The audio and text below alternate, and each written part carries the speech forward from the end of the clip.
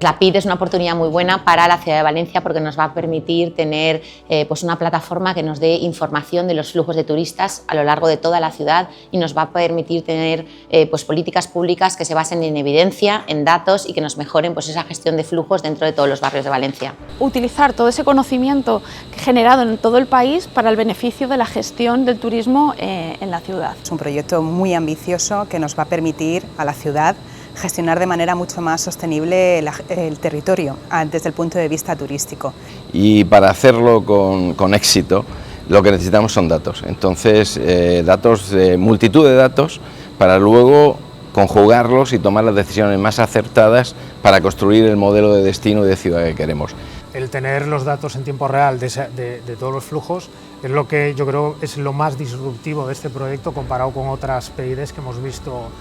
por todo el territorio y creemos que es lo que va a diferenciar al ayuntamiento, el proyecto que está gestionando el Ayuntamiento de Valencia del resto de ciudades. Saber cómo se mueven los turistas dentro de la ciudad y saber en todo momento cuál es la ocupación de todas las diferentes zonas de la ciudad, me parece que es muy potente no solo para el turismo, sino para muchas áreas del ayuntamiento. Comenzamos con un piloto con determinadas zonas de la ciudad donde va a haber cámaras, conteos, etcétera, pero yo creo que esto extrapolado a toda la ciudad va a permitir sin duda que esa experiencia mejore, ¿no? Que sea mucho más fluida, mucho más ligera, ¿no? Tanto para el turista pero para el residente también. El turismo ya sabemos que es un sector, digamos, transversal, entonces la parte de movilidad, la parte de seguridad, urbanismo, playas, todo también beneficia al propio turista porque también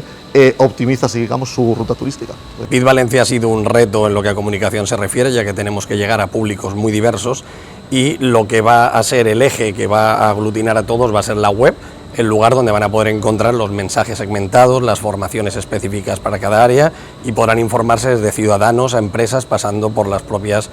instituciones y personal técnico involucrado en el proyecto de la PID. Yo creo que es un proyecto muy positivo porque puede